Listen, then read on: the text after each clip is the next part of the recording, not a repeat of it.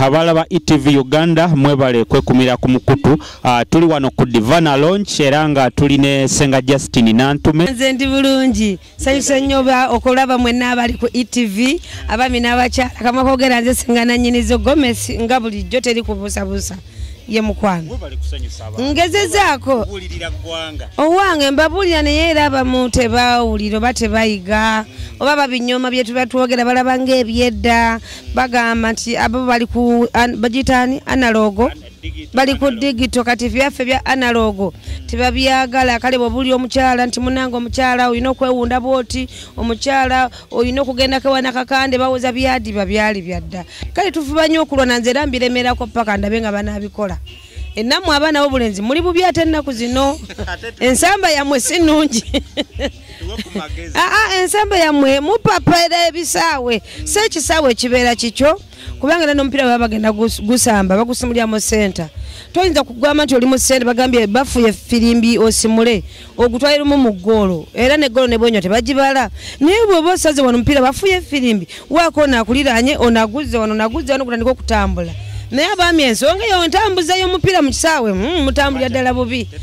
ekyova olaba temukyatuusa bakyala gye balaga lwa nsonga yakupapamu musamba gyaddiimuula kakati Senga waliwo ebya Rema ne nze sina kyenkyogerako manyi bagambe meme katale ate obufumbo bw'abantu bwebanga oba buvuzeemu obutakkaanya si kirungi kuwagira sayidi eno oba eri kubanga kiba kivudde wakati waabwe kati tutunule mu maaso tulabe gye binakkira naye nga bagamba bya bulimba si bituufu munno gwono alina lonki gyagenda okukola noona alina lonki kati awo n'olwekyo sisinza kwemalamu nnyo abantu bano bandibanga bali kazannyo kubanga maneja waabwe oyo maneja wa Kenzo ne Rema era yazannyako akabadi olulala n'agamba abategeka y'omu ate abantu byandibamu akandolindoli kati n'olwekyo sisalawo nnyo naye nga bwe kiba ekituufu munnange Katonda bw'aba yasazeewo ng'ono yafunye osanga sinenya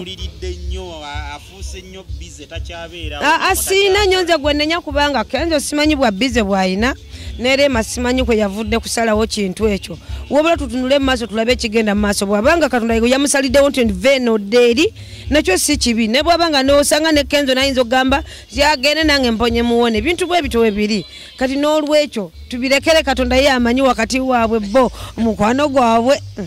yesebo alright toyanziza tibula abaana b'obulenzi akasabuuni ako si kalungi kononera ddala ekigere kye kisamba akapiira ne kiggwamu amaanyi ate nammwe abakyala muyige mwawule eddoboozi eryaniriza omugenyi